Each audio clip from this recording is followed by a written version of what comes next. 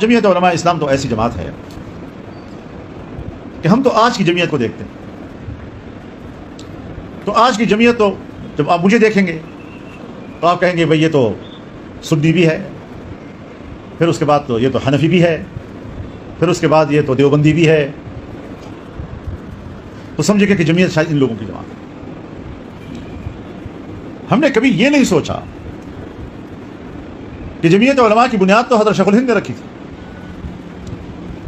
लेकिन हज़रत शेखुल हिंद रहमहुल्लाह के माल्टा से वापसी से पहले जो इसकी तजवीज़ बनी थी और इसका जो पहला जलसा हुआ था वो अमृतसर में हुआ था।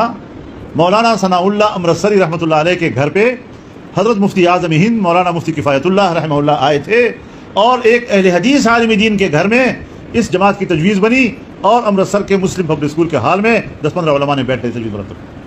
ये पहला जलसा।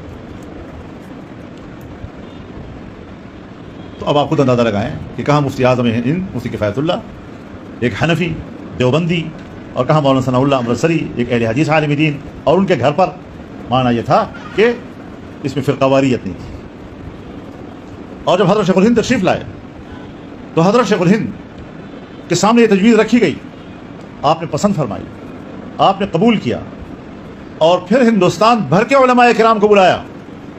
और ये जो हमने अभी सत्सारा किया था उसमें एक पम्फलेट छपा था, छोटा था किताबचा, उसका नाम था मुअस्सिसीन जमइयत।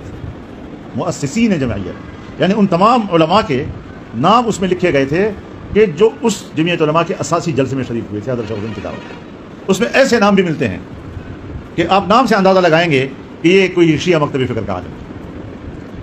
आप ऐसे नाम भी उसमें पाएंगे जो आपको समझेंगे कि ये तो किसी दरगाह से ताल्लुक़ रखता है या कोई बरेलवी मकतबी फ़िक्र से इसका ताल्लुक़। उसमें अहले हदीस उलमा भी थे।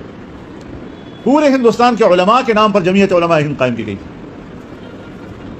ताकि उम्मत, मिल्लत, कौम, उनकी इज्तिमाई ज़िंदगी में शरीयत के मुताबिक रहनुमाई की जाए।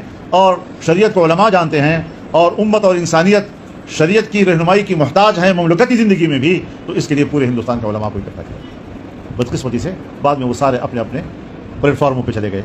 और लेकिन अब हर चंद के वो अपने प्लेटफार्म पे चले गए, लेकिन हमें जो दो चीज़ें मिली हैं, जो जमीयत उलमा का नज़रिया है और उस नज़रिए के लिए जो काम करने का रवैया है, इन दो चीज़ों को हमने छोड़ना है।